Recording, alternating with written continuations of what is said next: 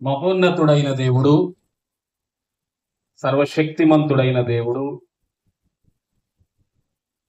సర్వ కాలము మన కొరకై తన ప్రణాళికలో వాడబడటానికి అనుకూలతనిచ్చేటువంటి దేవుడు.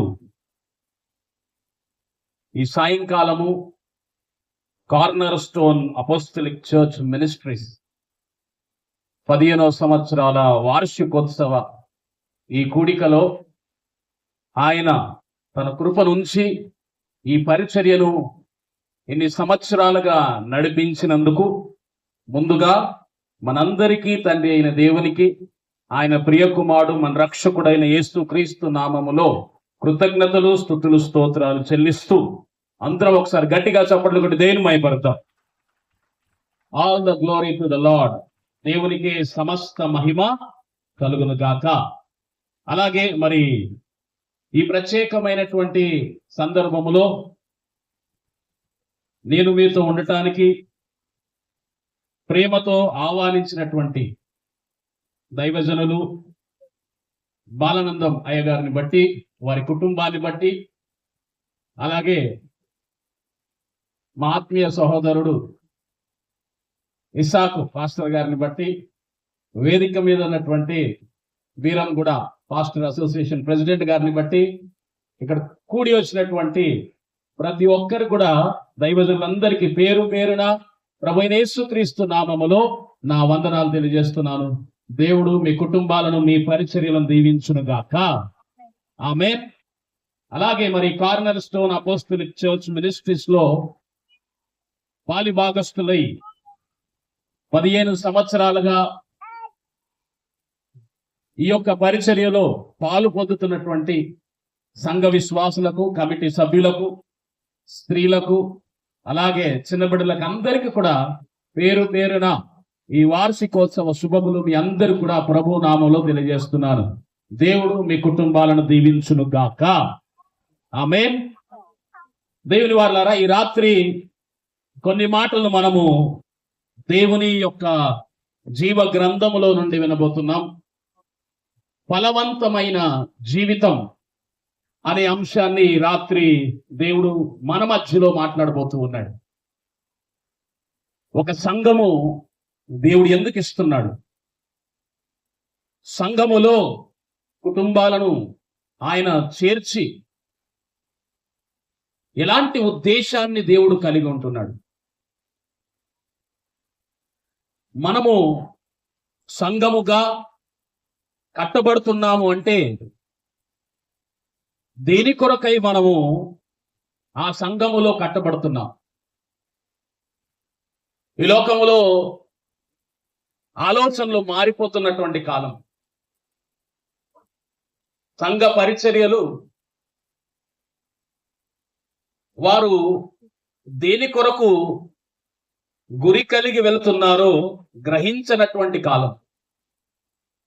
ప్రతి ఒక్కరు కూడా లోక సంబంధమైనటువంటి వాటికై ఆలోచనలు కలిగి దేని కొరకైతే దేవుడు సంఘాన్ని అనుగ్రహించాడో ఆ తలంపులను, ఆ ప్రణాళికలను మార్చుకుంటున్నటువంటి కాలం.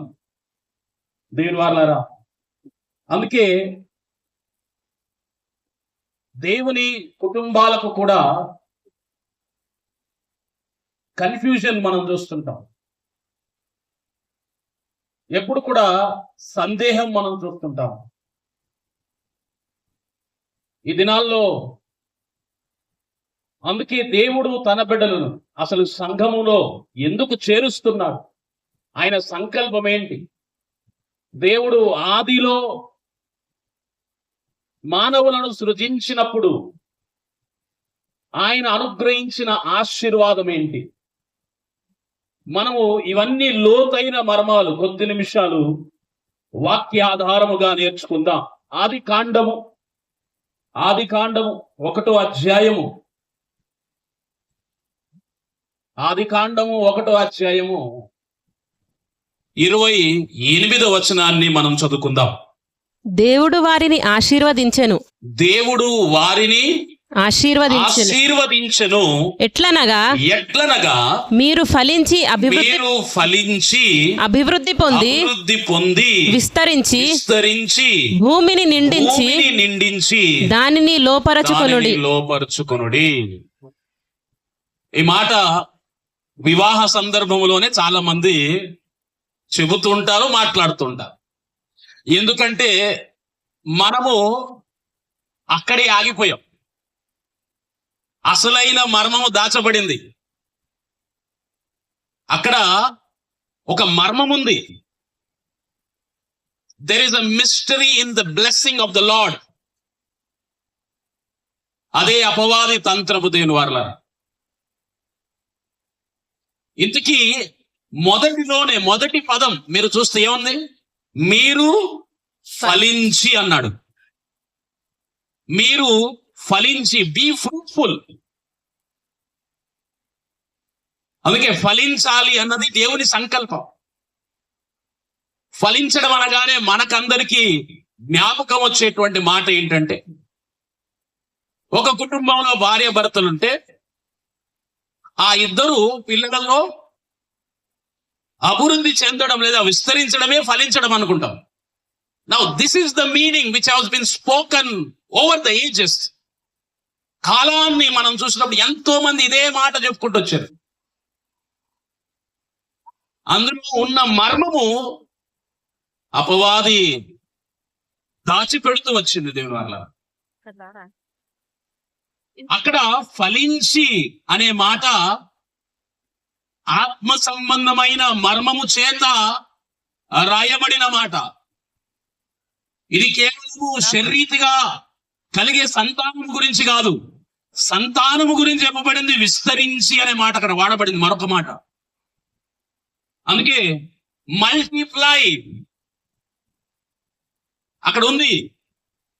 ఆత్మ సంబంధమైన మాట మీరు ఫలించి. యేసు ప్రభుల వారు కూడా ఇదే పదాన్ని ఆయన ఇప్పుడు తన శిష్యులతో చెబుతున్నాడు. తన శిష్యులతో యోహాను సువార్త 15వ అధ్యాయం, గాస్పెల్ ఆఫ్ జాన్ చాప్టర్ 15 15వ అధ్యాయము 8వ వచనాన్ని మనం చూసినప్పుడు యేసు ప్రభుల వారు ఇప్పుడు భార్య భర్తలుగా ఉన్న వారితో చెప్పట్లా, తన ఎదుట ఉన్నటువంటి తన శిష్యులతో, తన యందు విశ్వాసం ఉంచిన వారితో మాట్లాడుతున్నటువంటి మాట ఏమనంటే, మీరు బహుగా ఫలించుట వలన నా తండ్రి మహిమపరచబడును. మీరు బహుగా ఫలించాలి. మీరు బహుగా ఫలించాలి అంటే నేను మీకు ఒక రహస్యం చెప్పబోతున్నానని 15వ అధ్యాయంలో ఆయన అనేక విషయాలు చెప్పడం జరిగిందండి. నా తండ్రి వ్యవసాయకుడు.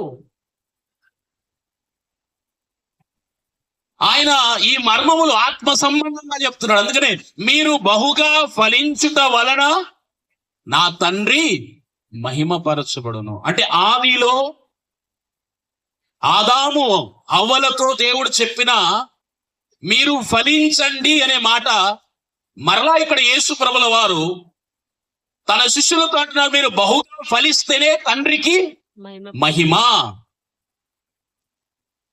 మరి ఫలించాలి అంటే ఇది ఆత్మ సంబంధమైన ఫలాల గురించి చెప్తున్నటువంటి మాట. విస్తరించడం అనే మాట మాత్రమే అయితే విస్తరించిన జనాంగాన్ని చూసి దేవుడు సంతోషపడేవాడు. మీరు గనక చూస్తే విస్తరించినటువంటి జనాంగమును చూసి దేవుడు ఏమన్నాడు? ఆదికాండము 6వ అధ్యాయము, జెనిసిస్ చాప్టర్ 6 6వ అధ్యాయము 1వ వచనాన్ని మనము చూసినప్పుడు, నరులు భూమి మీద విస్తరింప ఆరంభించిన తర్వాత, చూడండి అక్కడ నరులు విస్తరిస్తున్నారు. నరులందరూ కూడా భూమి మీద విస్తరించినప్పుడు దేవుడు అన్నటువంటి మాట మనకు 5వ వచనంలో ఉందండి. 6వ వచనంలో, తాను భూమి మీద నరులను చేసినందుకు యెహోవా సంతాపము నొంది తన హృదయములో నొచ్చుకొనెను. ఒకవేళ విస్తరించడమే మాత్రమే దేవుని సంకల్పం అయితే విస్తరించిన జనాంగాన్ని చూసి దేవుడు ఆనందపడాలి. కానీ విస్తరించిన జనాంగాన్ని దేవుడు చూసి వారు ఫలించలేకపోయారు గనక, ఏ విధానంలో అయితే దేవుడు తన బిడ్డలు వారు ఆత్మీయంగా ఫలిస్తూ భూమి మీద విస్తరించాలనుకున్నాడు, ఆ సంకల్పము నెరవేర్చబడలేదు గనక ఎంతో మంది నరులు భూమి మీద పుట్టినప్పటికీ యెహోవా సంతాపము నొంది భూమి మీద నేను నరులను ఎందుకు చేశాను అనుకున్నాడు. దేవుని వారలారా, అందుకే మహాజల ప్రళయం ఆనాడు దేవుని సంకల్పము ఎరగక మానవులు నశించారు. మరలా అలాంటి నాశనం లోకం మీదకి రావద్దు. తన బిడ్డల్ని మరలా ఆత్మీయంగా మీరు ఫలిస్తూ విస్తరించండి. ఆత్మ సంబంధమైన ఫలవంతమైన జీవితం నేను కోరుకుంటున్నాను. మరలా దేవుడు తన ప్రణాళికలో క్రొత్త నిబంధన కాలములో యేసుక్రీస్తు రక్తములో మనల్ని కడిగి పరిశుద్ధపరిచి సంఘమనే దేవుని రాజ్యములో ఆయన ప్రతి ఒక్కరిని కూడా నాటుతూ ఆయన సంకల్పించిన సంకల్పం అదే, మన కుటుంబాలు ఫలించాలి. హల్లెలూయా. దేని కొరకు? మన కుటుంబాలు ఫలించాలి. అందుకే దేవుడు సంఘం అనే దేవుని రాజ్యమునిచ్చాడు. సంఘం అనే ఈ దేవుని రాజ్యం, అందుకే ద కింగ్డమ్ ఆఫ్ గాడ్. ఈ రాజ్యములో ఉన్న ప్రతి ఒక్కరు కూడా ఆయన సంకల్పములో వారు రాజులుగా, యాజకులుగా, ఫలించేటువంటి దేవుని పిల్లలుగా ఉండాలనుకుంటున్నాడు. పేతురు గారు రాసిన మొదటి పత్రిక 2వ అధ్యాయము 9వ వచనం. పేతురు గారు రాసిన మొదటి పత్రిక 2వ అధ్యాయము 9వ వచనం. అయితే చదవడమో ఎవరైనా ఒకరు సాయం చేయండి. పేతురు గారు రాసిన మొదటి పత్రిక 2:9. అయితే మీరు చీకటిలో నుండి ఆశ్చర్యకరమైన తన వెలుగులోనికి మిమ్మును పిలిచిన వారి గుణాతిశయములను ప్రచురము చేయ నిమిత్తము ఏర్పరచబడిన వంశము, రాజులైన యాజక సమూహము, పరిశుద్ధ జనము, దేవుని సొత్తైన ప్రజలునై ఉన్నారు. కార్నర్ స్టోన్ అపోస్టలిక్ మినిస్ట్రీస్ లో ఉన్న వారందరూ. దేవుడు మిమ్మల్ని ఎక్కడి నుండి పిలుచుకున్నాడు? చీకటిలో నుండి ఆశ్చర్యకరమైన వెలుగులోనికి. ఒక వెలుగులోనికి మీరు నడిపింపబడ్డారు. ఈ వెలుగులో ఉన్న మీరు మనుషులు ఇచ్చిన అర్హత కాదు ఇది. ఆ ప్రభువు మనకిచ్చిన ధన్యత ఏమనంటే, మీరు పరిశుద్ధ జనము, రాజులైన యాజక సమూహము అన్నాడు. ఎంత గొప్ప పేరు ఇచ్చాడండి దేవుడు. ఫలించడానికి సంఘాన్నిచ్చి, ఆ సంఘములో ఉన్న మనకి ఇంత గొప్ప పేరు ఇచ్చి, అలాగే ప్రతి ఆశీర్వాదమునకు వారసులుగా మనల్ని నియమించి, ఈ దేవుని రాజ్యములో ఉన్న ప్రతి ఒక్కరూ వారు ఆయన సంకల్పములో సిద్ధపరిచిన ప్రతి వాగ్దానమును స్వతంత్రించుకోవాలి అని, ఈ భూమి మీదనే కాదు, ఈ భూమిని విడిచిన తర్వాత కూడా వాగ్దానము మనం ఏమైతే పొందబోతున్నామో దానికి కూడా మనకు ఆధిక్యత ఇచ్చి ఆ ప్రభువు మనతో నడుస్తూ ఉన్నాడు. అందుకే ఫలించాలి. ఫలించడానికి సంఘం ఇవ్వబడింది. కానీ దేవుని వారలారా, ఈరోజు చాలా మంది లోకములో ఉన్న వారికి ఫలించాలి అంటే లోకములో కష్టపడాలి, లోకములో ధనము సంపాదించాలి, లోకములో ఆస్తులు సంపాదించాలి, లోక సంబంధమైనటువంటి వాటికి ఎక్కువ టైం ఇవ్వాలి. దేవునికి టైం ఇస్తే ఏమొస్తుంది? దేవుణ్ణి నమ్ముకుంటే ఏమొస్తుంది? దేవుడు ఏమైనా మన అక్కరలను తీరుస్తాడా అంటూ ఇలాంటి మాటల చేత మనందరము కూడా దేవుడు చాలా సార్లు ఆ సంఘానికి గాని ఆ దేవునికి గాని చాలా తక్కువ సమయం ఇచ్చి లోకములోనికి పరిగెడుతూ ఉన్నాం. ఎందుకంటే ఇక్కడ ఫలిస్తామన్నటువంటి దేవుని జ్ఞానమును అపవాది మరిచేలా చేస్తాం.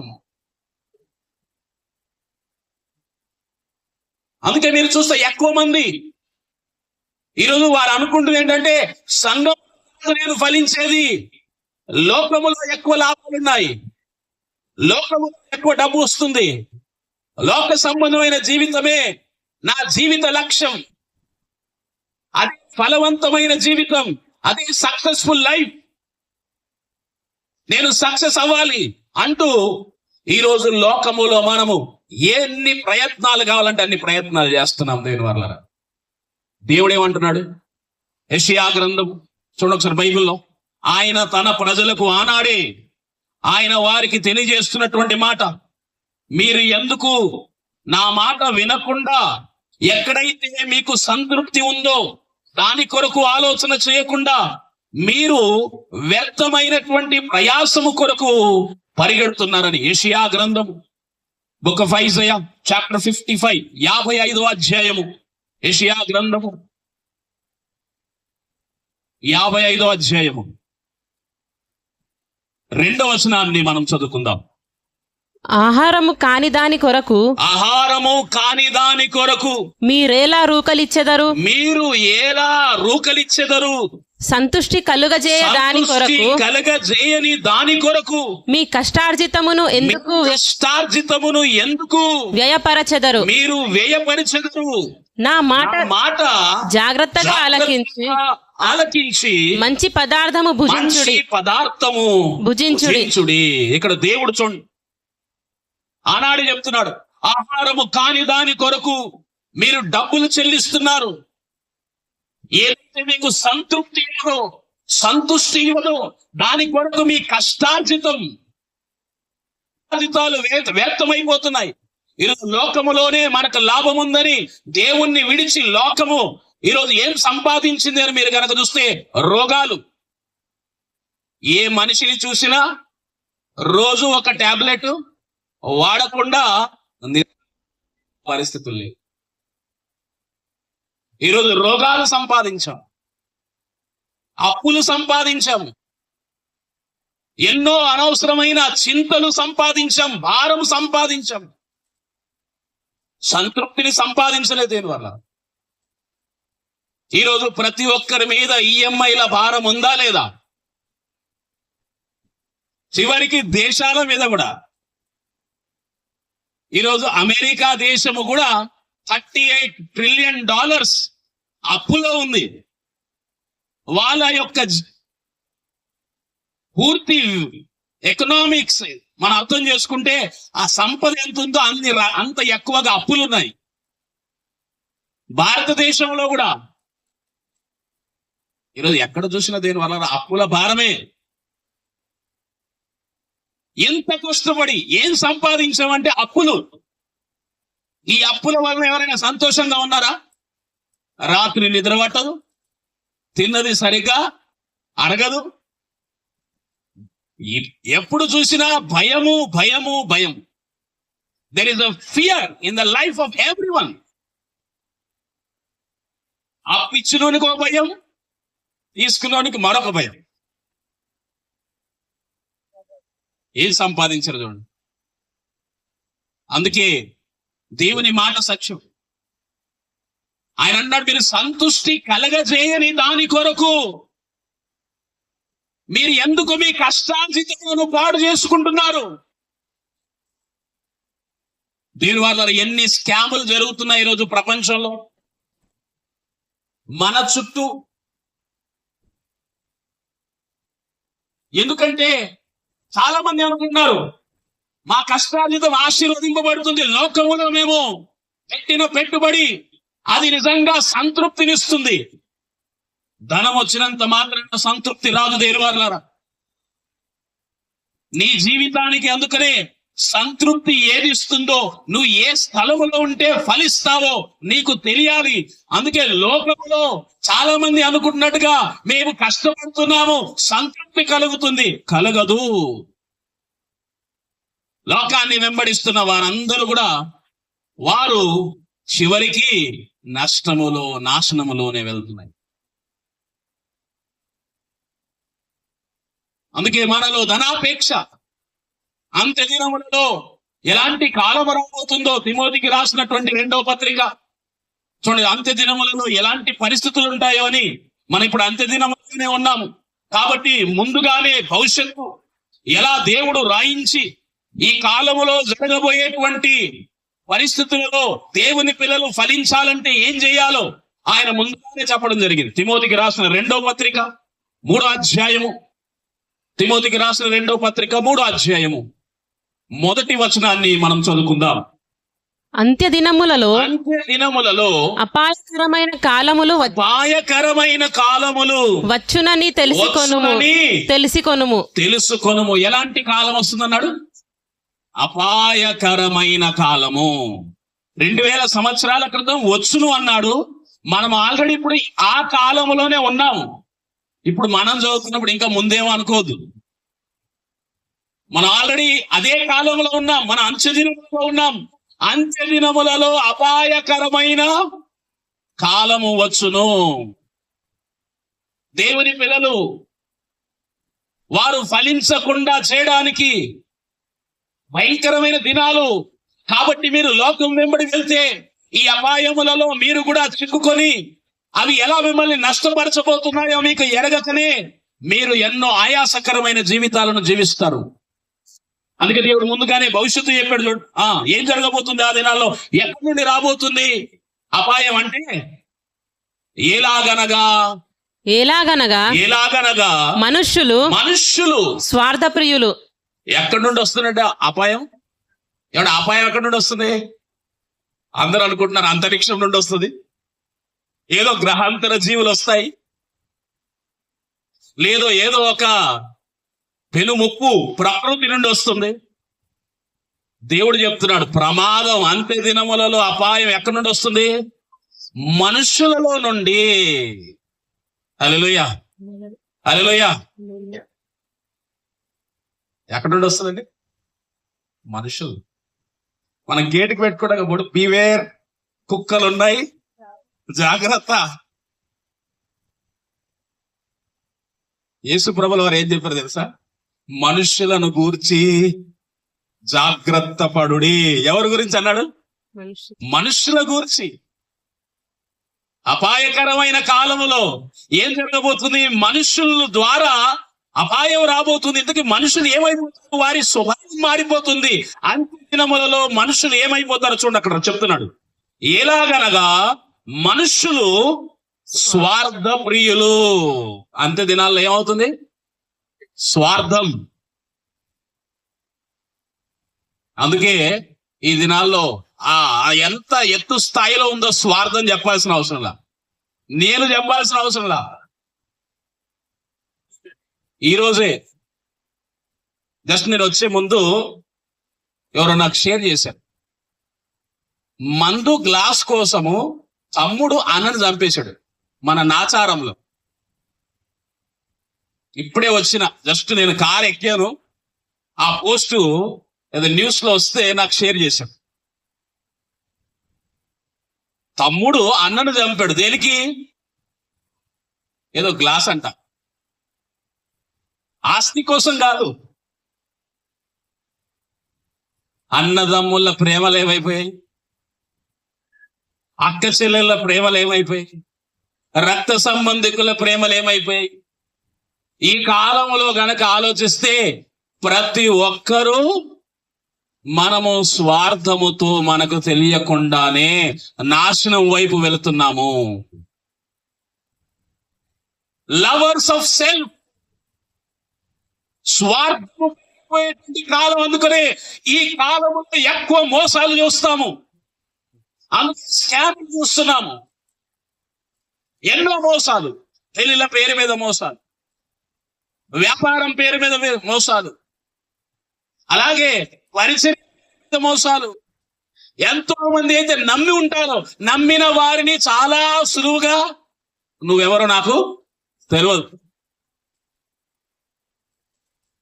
ఇది నా మాట కాదు దేని అన్నారు, ఇది దేవుడు 2000 సంవత్సరాల క్రితం రాయించిన మాట. గట్టిగా చప్పట్లు కొట్టి దేవుని మెప్పచ్చు. The lord is right. స్వార్థప్రియులు. ఇంకా ఎలాంటి ధనాపేక్షలు. ఈ రెండే చెప్తాను, ఎందుకంటే మన అంశం అది కాదు కనుక కేవలం మీకు చూపిస్తున్నాను ఎలా మనిషి చెడిపోతున్నాడు. దేవుని మాటలు ముందుగా మనకు ఎలా చెప్పాయి. ధనాపేక్షలు ఈ కాలంలో ఏమైపోతాయంట, ఏదైతే వారికి నష్టము కలిగిస్తుందో, సంతృప్తినివ్వని ధనం ప్రేమించే స్వభావం కలిగిన మనుషులు అంత్య దినములో ఎక్కువ శాతం ఉండబోతున్నారు. దేవుడు 2000 సంవత్సరాల క్రితం చెప్పిన మాట. ఇప్పుడు ధనాన్ని ప్రేమించే వాళ్ళు ఎక్కువ ఉన్నారా, లేదా దేవుణ్ణి ప్రేమించే వాళ్ళు ఎక్కువ ఉన్నారా? ప్రపంచం అంతా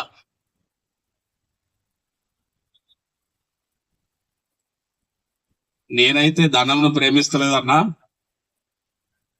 అందరి డైలాగ్ అదే.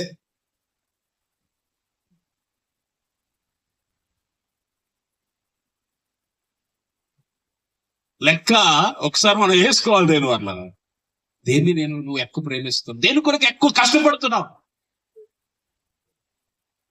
సంతృప్తి చేయని దాని విషయంలో నా పిల్లలు ఎక్కువగా ఆశ కలిగి ఉంటారు, ఎక్కువ ప్రేమిస్తారు.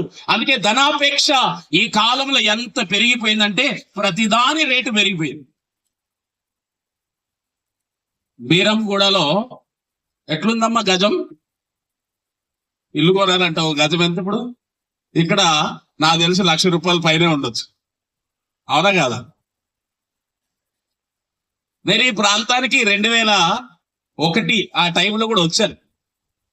ఇప్పుడు ఏం లేదు అసలు. There is nothing. చాలా తక్కువ ధరలో, రేటు గుర్తులేదు కానీ చాలా తక్కువ ధరలో కూడా ఉన్నాయని చెప్పారు అప్పట్లో. ఇక్కడ చూసి ఇక్కడ ఎవరు ఉంటారు అనుకున్నాం. ఇప్పుడు ఇంత విలువ పెరిగిపోయింది. ఇప్పుడు మీ అందరికి ప్రశ్న, నా రేటు ₹1,00,000 పెట్టండి అని మనకు భూమి చెప్పిందా? అంటే భూమి అన్నదా నా ధర ఇంత మీరు పెడితేనే మీరు అమ్ముకోవచ్చు, లేకపోతే మీరు అమ్మకూడదు అని ఏదైనా భూమి చెప్పిందా ఎవరికైనా? ఎవరు చెప్పరా? మరి ధర ఎందుకు పెరిగిపోయాయి? బంగారం ధర ఎందుకు పెరుగుతా ఉంది? ఏమో అన్నా ప్రభుత్వం రేటు పెంచుతుంది, మేము కొంటున్నాం అంతే. దేని ధర అయినా ఎందుకు పెరుగుతుంది చెప్పండి? ఆలోచన చేయాలి. గుడ్డిగా ఏదంటే అది కొనుక్కుంటూ వెళ్ళిపోతున్నాం మనం. ఎందుకు పెరుగుతుందంటే దాన్ని కోరుకునే వాళ్ళు ఎక్కువ మంది ఉంటే దాని ధర ఎక్కువ అవుతుంది. డిమాండ్ అంటే ఈరోజు ధనాన్ని ప్రేమించే వాళ్ళు ఎక్కువ మంది అయిపోయారు కాబట్టి ఏ ధర అయినా పెరిగిపోతా ఉంది అంతే. ఒకప్పుడు స్థలాన్ని ప్రేమించాలి. ఎవరైనా వచ్చి అయ్యా మేము ఉండడానికి ఏమైనా స్థలం అంటే ఇక్కడ ఉందా, వేసుకో, పాకేసుకోలేక ఒక గుడిసె వేసుకో అనేవాళ్ళం. లేని వాళ్ళు కూడా చాలా సంతోషం. 15 సంవత్సరాలుగా దేవుని మందిరానికి స్థలం ఇచ్చిన కుటుంబం గురించి నేను విన్నాను. God bless you. దేవుని కొరకు మీరు నిజంగా దేవుణ్ణి ప్రేమిస్తున్నారని మీ క్రియల్లో కనపరుస్తున్నారు. లోకంలో దేని వల్ల అంటే ఈ ధనాపేక్ష పెరిగిపోయింది. అంటే ప్రతి దాని ధర, ధనమును ప్రేమించే వారు ఎక్కువైపోయారు. భూమి ఎప్పుడు అడగల. మనిషిలో స్వార్థం పెరిగింది గనక, ఆ స్వార్థములో ధనాపేక్ష కలిగింది గనక ఆ ప్రతి ఒక్కరు తన దగ్గర ఉన్నది ఎక్కువ డబ్బులు రావాలని కోరుకుంటున్నారు గనక అది తక్కువ ఉన్నది ఎక్కువగా మనకు కనబడదు. ఇదే ఈ కాలం రాబోతుంది. ఎంత ఉన్నా దేవుడి ₹1,00,00,000 ఈరోజు మన దగ్గర ఉన్నాయి అనుకోండి, నిజంగా సంతృప్తి ఉందా? ₹1,00,00,000 దేనికి పనికి రావట్లేదు. అనుకోవడానికి ఉండదు, నేను కరోడ్పతి అంటాడు. కానీ ఆయన ఎప్పుడు తెలుసు ఆ కరోడ్తో ఏం వస్తలేదు. అంటే మన కష్టార్జితం ఎలా వ్యర్థమైన దాని కొరకు వెళుతుందో చూడండి. ఇక్కడ దేవుడు చెప్పాడు, తిమోతికి రాసిన మొదటి పత్రిక 6వ అధ్యాయము 9వ వచనం. తిమోతికి రాసిన మొదటి పత్రిక 6:9.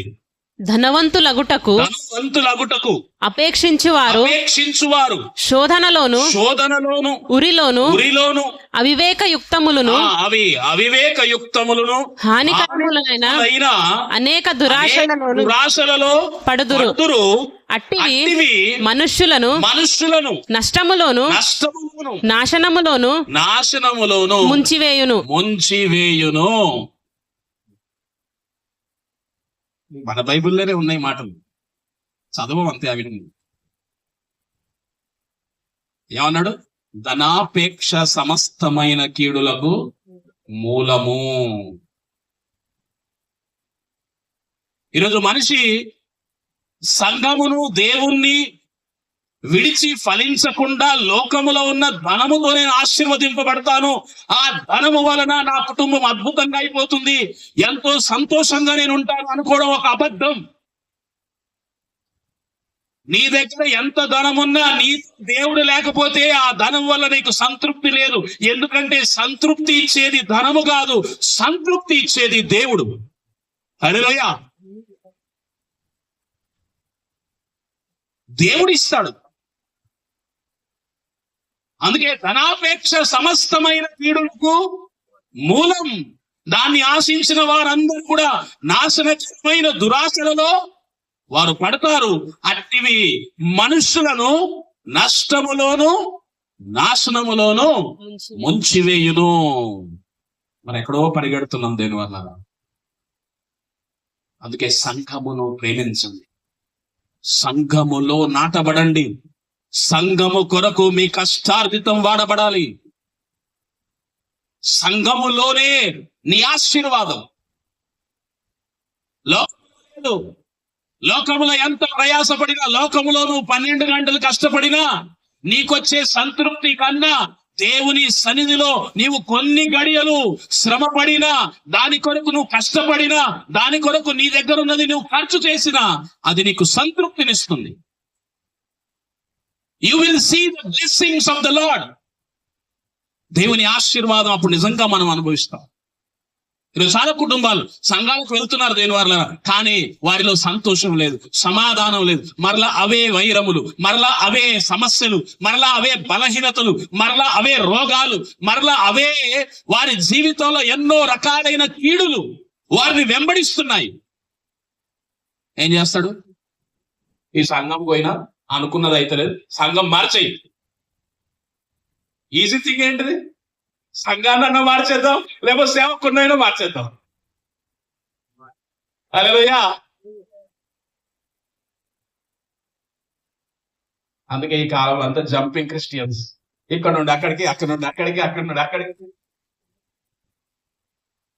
జంపింగ్ లో ఆశీర్వాదం లేదు. ఆశీర్వాదం ఎక్కడుంది?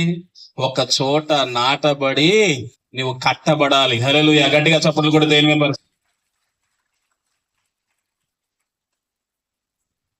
మీరు ఎందుకు ఫలించటం లేదో, సారవంతమైన భూమిలో దేవుడు నిన్ను నాటినా నీవు ఎందుకు ఫలించటం లేదో పరీక్షించుకోవాలి తప్ప జ్ఞానము దేవుని యొద్ద అడగాలి. ప్రభువా ఎక్కడ పొరపాటు ఉంది?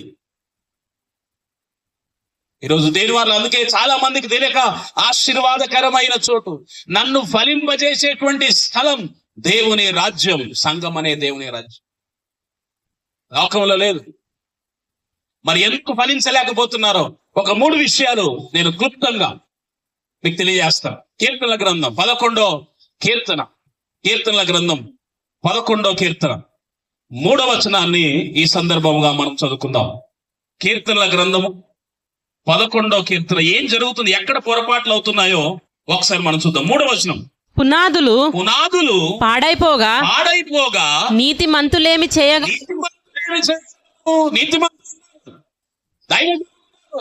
సేవకుడు మీ కొరకు ప్రార్థించ, మీ కొరకు నిజంగా కన్నీరు కార్చే, భారం మోసేవారు కానీ నీతిమంతులు ఏమీ చేయలేరు.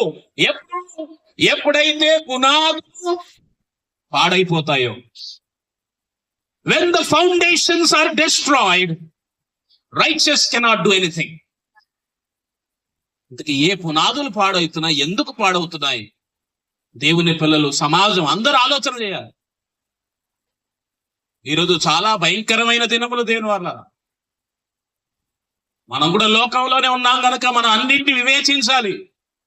ఈ మాట రాయబడి 3000 సంవత్సరాలు అయింది. 3000 సంవత్సరాల క్రితమే దేవుడు హెచ్చరించాడు. పునాదులు పాడైపోతే నీతిమంతులు కూడా ఏమీ చేయలేడు. కాబట్టి మీరు పునాదులను కాపాడుకోండి. Foundations need to be protected. కానీ పునాదులను మాత్రం పాడు చేసుకొని పైన మాత్రం మనం ఎంతో సుందరంగా ఇల్లు కట్టుకున్నా చిన్న భూకంపం వచ్చింది అనుకోండి, ఏమైపోతుంది? మొత్తం కూలిపోతుంది. ఈరోజు అలాగే ఉంది. చిన్న సమస్య వస్తే కుటుంబాలు కూలిపోతున్నాయి. చిన్న సమస్యలకే భయపడిపోతున్నారు. ఆత్మహత్యలు పెరిగాయి, విడాకులు పెరిగాయి, కోర్టు కేసులు పెరిగాయి, క్రిమినల్ అఫెన్సెస్ పెరిగాయి. మీకు ఒకవేళ లోకంలో ఉన్న లెక్కలు చూడండి, every you will be surprised. ఎప్పుడు లేనంత విడాకులు పెరిగిపోతున్నాయి. కుటుంబాలు కలిసి ఉండడానికి ఇష్టపడట్లా. ఎప్పుడు లేనంత క్రిమినల్ అఫెన్సెస్ పెరిగాయి.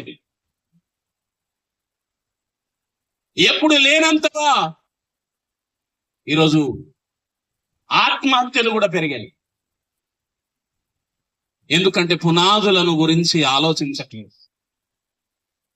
నీ కుటుంబం యొక్క పునాది కట్టబడేటువంటి నిజమైన వైద్య నిలయం, ఆత్మీయ బడి దేవుని సంఘం. గట్టిగా చప్పట్లు కొట్టి దేవుని పునాదులు కట్టబడాలి.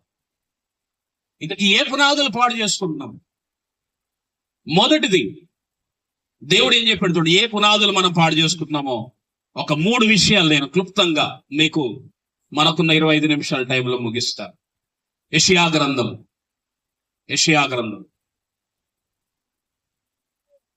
5వ అధ్యాయం, యెషయా గ్రంథం 5వ అధ్యాయం 13వ వచనాన్ని మనం చదువు.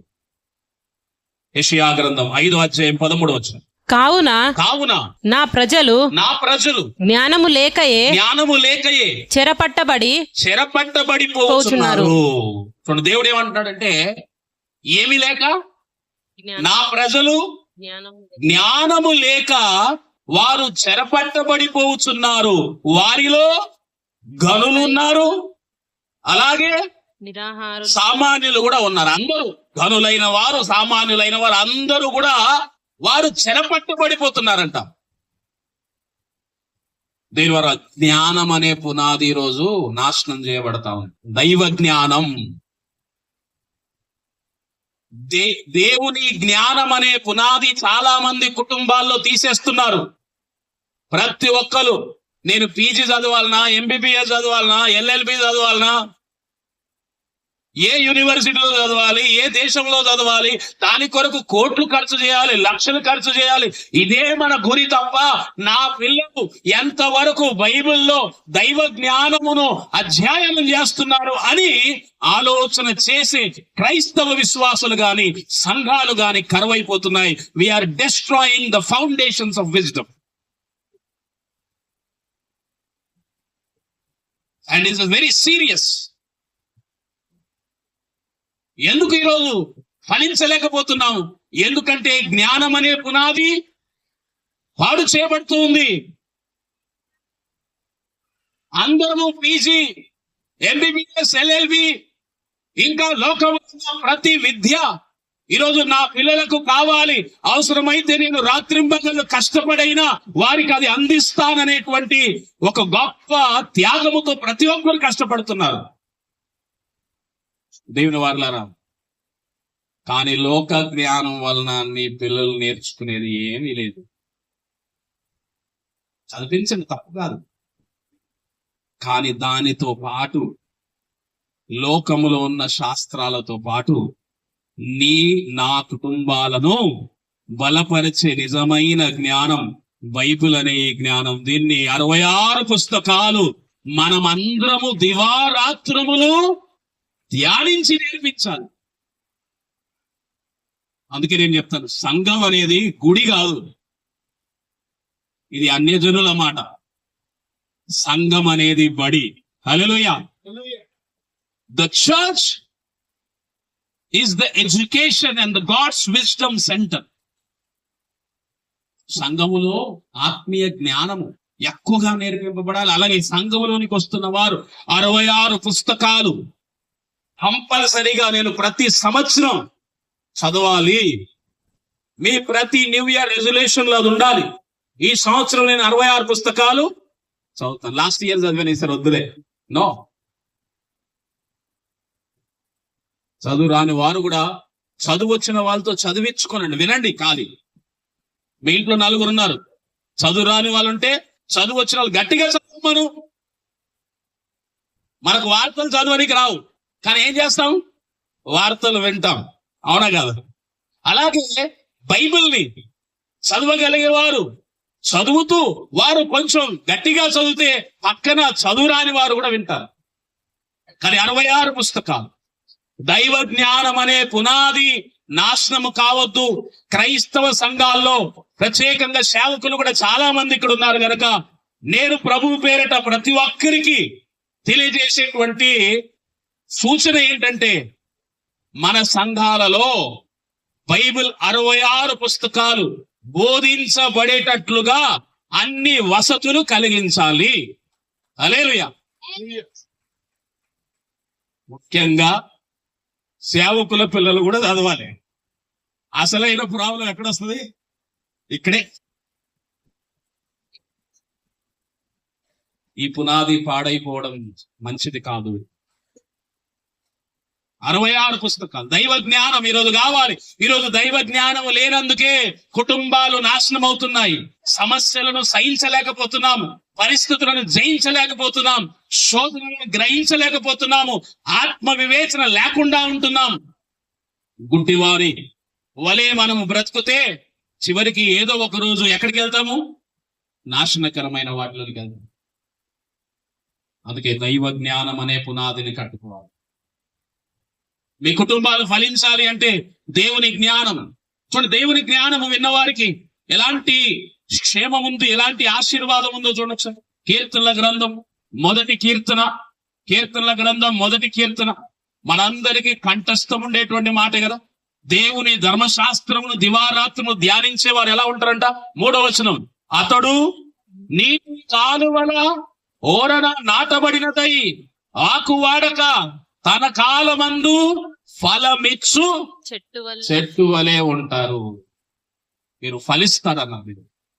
జ్ఞానం అనే పునాది ఎప్పుడైతే పాడు చేయబడిందో, ఎప్పుడైతే మనము దేవుని వాక్యమును ఎల్లప్పుడూ ధ్యానించలేకపోతున్నామో, దానికి ఎక్కువ ప్రాధాన్యత ఇవ్వలేకపోతున్నామో, కేవలము ఆచారబద్ధకంగా మనము వింటున్నాము, ఆచారబద్ధకంగా చదువుతున్నాం. చాలా మందికి బైబిల్తో పని ఆదివారం రోజు వస్తుంది అంతే. ఆదివారం రోజు షెల్ఫ్ లో దుమ్ము, ఆ బైబిల్ 4 సార్లు కొట్టి దుమ్ము దులిపి,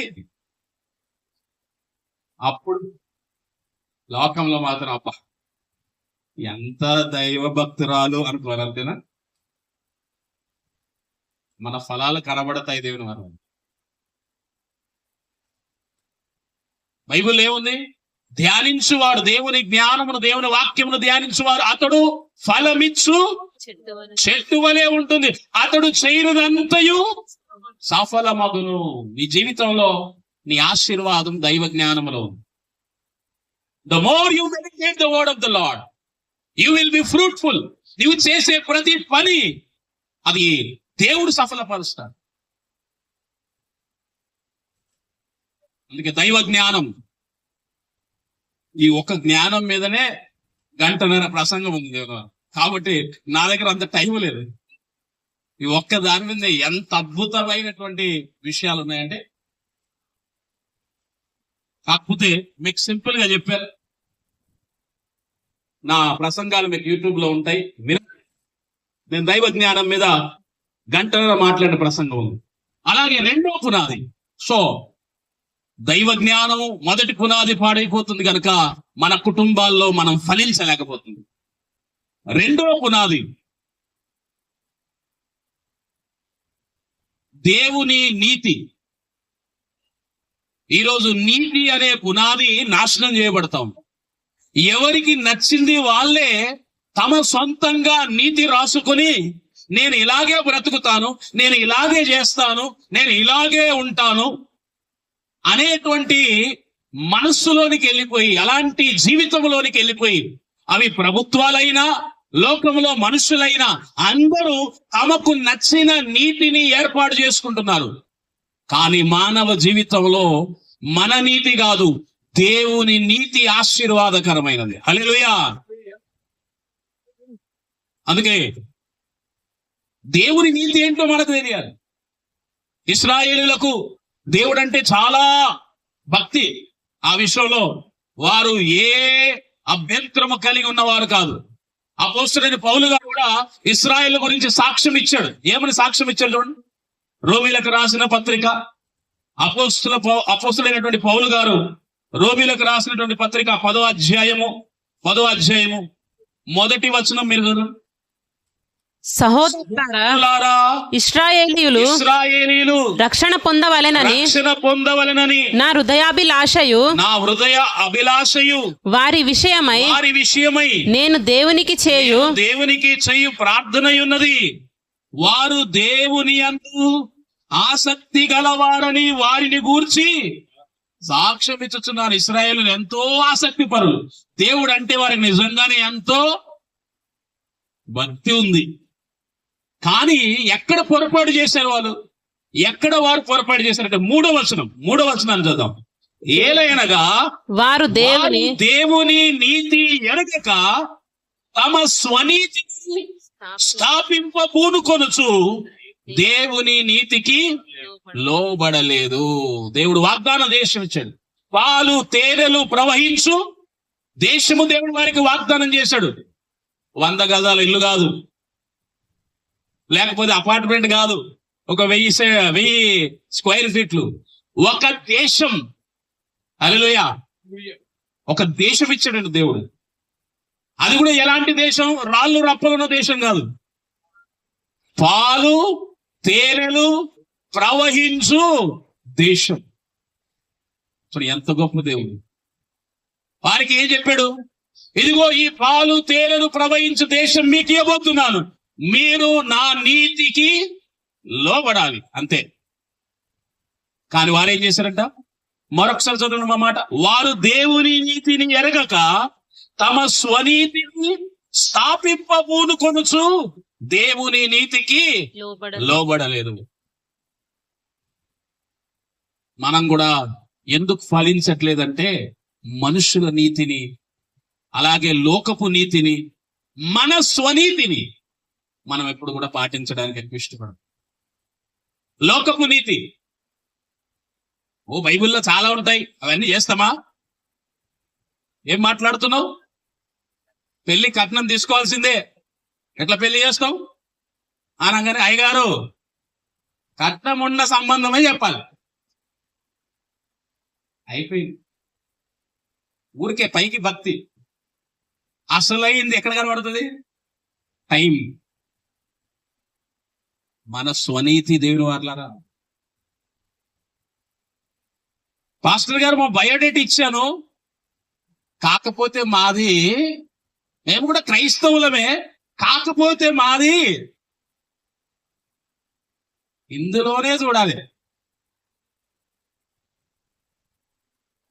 నేను చెప్తుంది ఏదో ఎక్కడ విన్న స్టోరీలు కాదు, నేనున్న స్టోరీలు.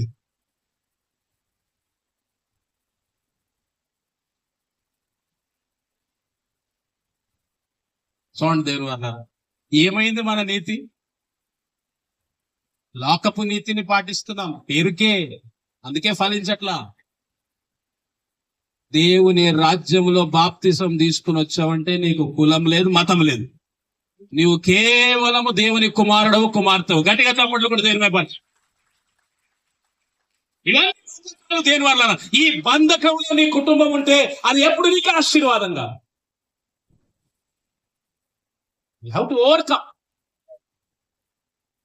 ఒక సామాజికంగా ఈ ప్రాంతంలో మనం జీవిస్తున్న వారికి ప్రభుత్వాలు ఇచ్చిన గుర్తింపు ఉండొచ్చు, అవి ఉద్యోగాల కొరకు లేకపోతే ఏవో వాటి విషయంలో నువ్వు ఎప్పుడో వాడుకున్నావేమో. అది కాదు దేవుడు, మీరు దేవుని రాజ్యంలో ఏం చేస్తున్నావు? మన నీతి దేవుని నీతికి కావాలి. అవును, ఇలాగే పబ్లిక్ మీటింగ్ పిలిచాను, పెద్ద పబ్లిక్ మీటింగ్ వెళ్ళాను. కూర్చున్నప్పుడు అక్కడ కన్వీనర్ గారు నన్ను పైకి ఆహ్వానించారు. నా పక్కన ఇలాగే కొందరు కూర్చున్నారు. పక్కన కూర్చుని ఆయన అడుగుతున్నాడు, ఏమండి మీరు ఎవరు అని. పాస్టర్ గారు పిలిచారు కదండి. ఓకే, నాకు తెలుసు మీరు ఎక్కడి నుంచి వచ్చారు, కానీ మీరెవరు అని. నేనెవరు? నాకు ఫస్ట్ టైం డౌట్ వచ్చింది.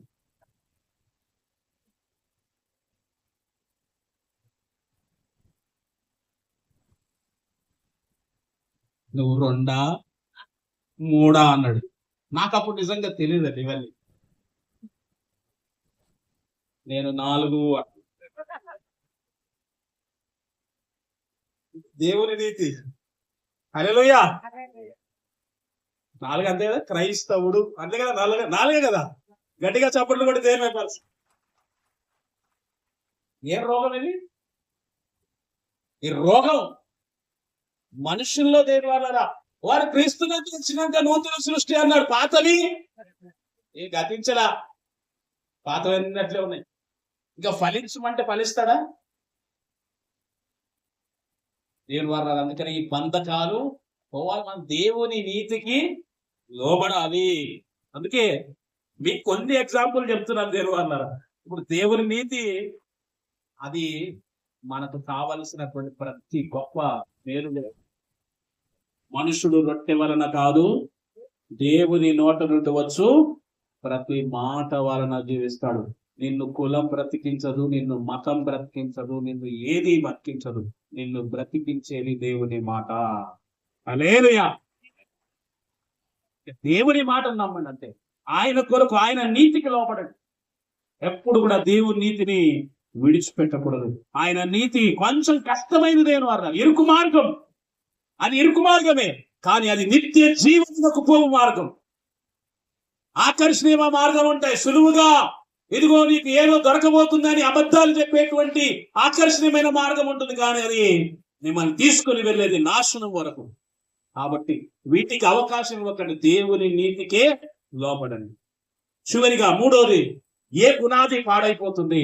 ఉత్తమమైనది, శ్రేష్టమైనటువంటి పునాది ఈరోజు లోకము దేని వారులారా పాడు చేస్తా ఉంది. పునాదులు పాడైపోతున్నాయి.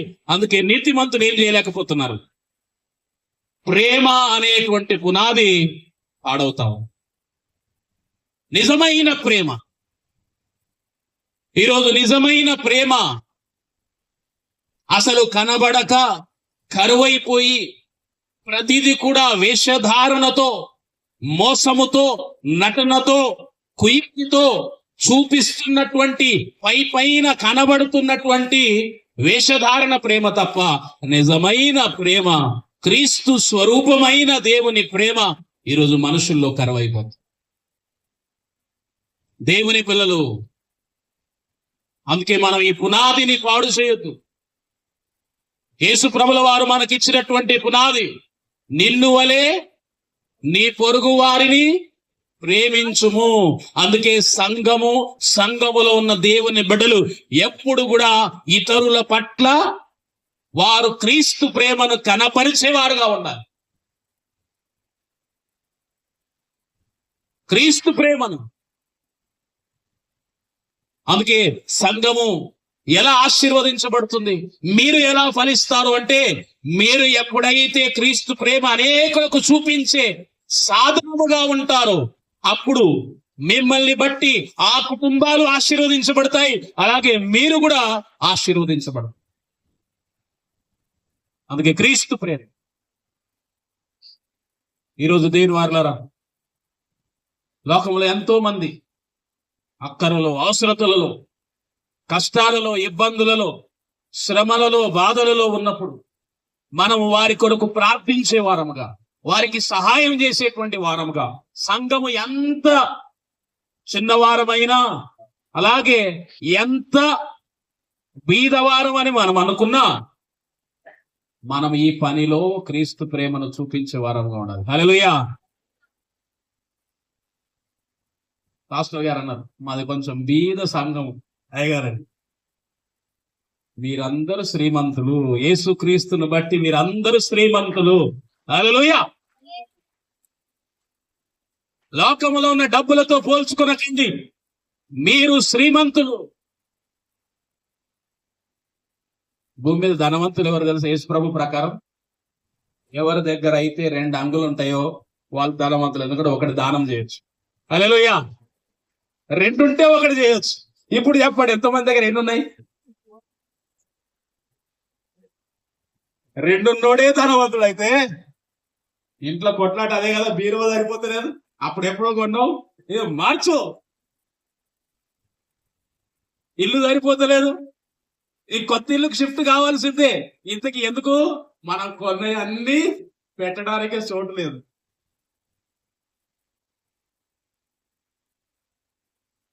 పాతవి గతించట్లా, పాతవి సమకూర్చబడుతున్నాయి. అవి ఎంత సమకూర్చబడితే అంత భారం మనకు దేని వల్ల. అందుకే ఉన్నది ఏం చేయాలి? 2 ఉంటే ఒకటి ఇచ్చేయమని దేవుడే ప్రభు చెప్పాడు. ప్రేమ నిన్ను వలె నీ పొరుగు వారిని ప్రేమించమని ఏ పునాది మీద అయితే క్రీస్తు సంఘము కట్టబడిందో ఆ ప్రేమను కనపరచడం ఆశీర్వాదం. అందుకే తీర్పులో మీరు కనుక చూస్తే ఆయన ఎలాంటి క్వశ్చన్స్ చేస్తాడో మనకు సీక్రెట్ చెప్పేశాడు. తెలుసు మీకు, బైబిల్లో యేసు ప్రభుల వారు తీర్పులో ఏం చూడబోతున్నారో కూడా మనకు చెప్పాడు. మత్తయి సువార్త, ఈ మాట చూద్దాం ఒకసారి. మత్తయి సువార్త 25వ అధ్యాయం, ఈ మాట చూసుకొని ముగించుకుందాం. దీని మత్తయి సువార్త 25వ అధ్యాయం. అసలు తీర్పులో మనము అందరము కూడా ముందుగానే సిద్ధపడి, ఒకరోజు ఇలాంటి పరిస్థితి రాకూడదని ఆయన మనతో ముందుగానే చెప్పబడినటువంటి మాట. 41వ వచనం, 25వ అధ్యాయం 41వ వచనం. అప్పుడు ఆయన ఎడమ వైపున ఉండు వారిని చూచి శపింపబడిన వారలా నన్ను విడిచి అపవాదికిని వారి దూతలను సిద్ధపరచబడిన నిత్యాగ్నిలోనికి పోవుడి. నేను ఆకలి గొంటిని, మీరు నాకు భోజనం పెట్టలేదు. దప్పిగొంటిని, మీరు నాకు దాహం ఇయ్యలేదు. పరదేశినై ఉంటిని, మీరు నన్ను చేర్చుకొనలేదు. దిగంబరుంటిని, మీరు నాకు బట్టలు ఇయ్యలేదు. చెరసాలలో రోగినై ఉంటిని, మీరు నన్ను చూడరాలేదని చెప్పెను. యేసు ప్రభుల వారు అంటున్నారు, శపింపబడిన వారులారా, ఇగో నిత్య అగ్నిలోనికి మీరు వెళ్ళండి. మీరు చేసిన పొరపాటు ఏం తెలుసా? నేను ఆకలి ఉన్నప్పుడు అన్నం పెట్టలేదు అన్నాడు. నేను దిగబడి ఉన్నప్పుడు నాకు బట్టలేదు అన్నాడు. మీరందరూ ఆశ్చర్యపోయారు. 44వ వచనం. అందుకు వారు, ప్రభువా, మేమెప్పుడు నీవు ఆకలి కొని ఉంటున్నాను, దప్పికొని ఉంటున్నాను, పరదేశి దిగంబరివై ఉండిపోయినను, రోగివై ఉండిపోయినను, చెరసాలలో ఉండిపోయినను చూచి నీకు ఉపచారము చేయకపోతేమని ఆయనను అడిగెదరు. అందరు అడుగుతారంట, ప్రభువా ఎప్పుడు వచ్చావు? నువ్వు వస్తే అన్నమేమి కర్మ, మంచి బిర్యానీ పెట్టేవాళ్ళం, మామూలు అన్నం ఏంటి? కానీ నువ్వు ఎప్పుడు రాలేదు ప్రభువా మా దగ్గరికి ఎప్పుడు రాలేదు. బట్టల కోసం వచ్చావా? నువ్వు బట్టలు అడిగితే మామూలు బట్టల, చెన్నై షాపింగ్ మాల్ నుంచి ఫస్ట్ క్లాస్ ఇచ్చేవాళ్ళం. మాకు ఈ శిక్ష వద్దు, మేము ఎప్పుడు పొరపాటు చేసాం, నువ్వు నాకు చెప్పాలి. వాళ్ళు అడుగుతున్నారంటండి. యేసు ప్రభువు వారు ఏమంటున్నారు? అందుకు ఆయన, మిక్కిలి అల్పులైన వీరిలో ఒకనికైనాను మీరు చేయలేదు గనక నాకు చేయలేదని నిశ్చయముగా చెప్పుచున్నానని వారితో నేను గట్టిగా చప్పట్లు కొట్టి దేవుని పరిస్థితి. దేవుని వాళ్ళరా, క్రీస్తు ప్రేమ చూపాలి. లేదనుకోకు, నువ్వు బీదవాడవు కాదు. నీ ప్రభు ప్రేమ చూపించడంలో ముందు వెయ్యి. మొదట ఆయన నీతి, ఆయన రాజ్యం వెతికితే సమస్తం అనుగ్రహిస్తుంది. God will provide, God shall provide. 40 సంవత్సరాలు అరణ్యములో తన ప్రజలను పోషించి నడిపించినటువంటి దేవుడు ఈరోజు నిన్ను పోషించడు అని అనుకుంటున్నావంటే నువ్వు విశ్వాసములో లేవు. ఈ చరాచర సృష్టిలో, ప్రకృతిలో ఎంతో కుటుంబాలను, ఎన్నో జీవరాశులను నడిపిస్తున్నటువంటి దేవుడు. ఏమంటే మనం ఎంతమంది ఉన్నాం ఈరోజు కుటుంబాల్లో? మేమిద్దరం, మాకిద్దరం, అంతేగా, నలుగురే కదా. 12 మంది ఉన్న వాళ్ళు ఉన్నారా? ఇప్పుడైతే లేరు. మన భయం అంతా అయ్యో సరిపోదు, అయ్యో సరిపోదు, అయ్యో సరిపోదు. మీకు తెలుసా, ప్రకృతిలో జీవరాశులు అవి విత్తవు, కోయవు, ఆ పరలోకపు తండ్రి వాటిని పోషించుచున్నాడు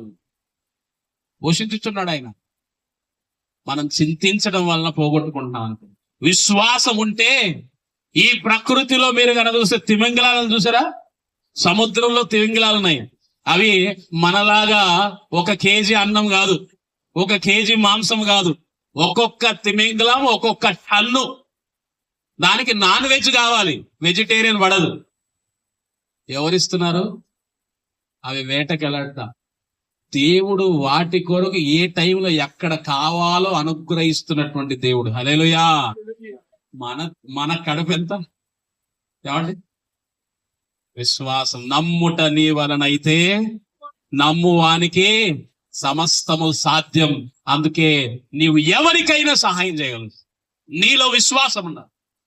కాబట్టి ప్రతి ఒక్కరూ క్రీస్తు ప్రేమను చూపిద్దాం. ప్రతి ఒక్కరూ క్రీస్తు ప్రేమను చూపించుదాం. దేవా, ఈ సంఘం క్రీస్తు ప్రేమకు స్వరూపమై ఈ బీరం కూడా ఈ ప్రాంతంలో అనేకులకు వెలుగు సంబంధమైన జ్యోతిగా దేవుడు నిలబెట్టుకోవాలని సంకల్పించే 15 సంవత్సరాల క్రితం ఆ చిన్న ప్రయత్నముతో ప్రారంభమై ఈరోజు మరి ఎన్నో కుటుంబాలకు ఆశీర్వాదకరంగా. కాబట్టి దేవుని సేవకుల ప్రయాసం, అలాగే ఇందులో ఉన్న వారందరి ప్రయాసం ఇంకా విశ్వాసముతో వేయడానికి దేవుడు నమ్మదగిన వాడు. ఆయన సహాయం చేయబోతున్నాడు. రాబో తరాలకు ఒక గొప్ప సాధనముగా ఈ పరిచర్యను దేవుడు వాడుకోబోతున్నాడు. హల్లెలూయా. కానీ ఇందులో ఉన్న వారందరూ ఫలించాలి. ఇది దేవుని సృష్టి. అందుకే జ్ఞానం అనే పునాది, దేవుని నీతి అనే పునాది, ప్రేమ అనే పునాది మీరు మర్చిపోవద్దు. ఇవే మీ కుటుంబాలను, ఈ పరిచర్యను ఆశీర్వదించబోతున్నాయి. హల్లెలూయా. కాబట్టి ఈ 15వ వార్షికోత్సవంలో దేవుడు తన నమ్మకత్వం, తన యొక్క ప్రేమను చూపించాడు గనక రాబోయే మరల అనేక సంవత్సరాలు ఇందులో ఉన్న దైవజనులు, వారి కుటుంబాలు, అలాగే ప్రతి ఒక్కరు కూడా గొప్పగా ఫలించి అనేక కుటుంబాల యొక్క పునాదులు కట్టబడినట్లుగా దేవుడు ఈ పరిచర్యను మిమ్మల్ని అందరినీ వాడుకొనుగాక. ఆమేన్.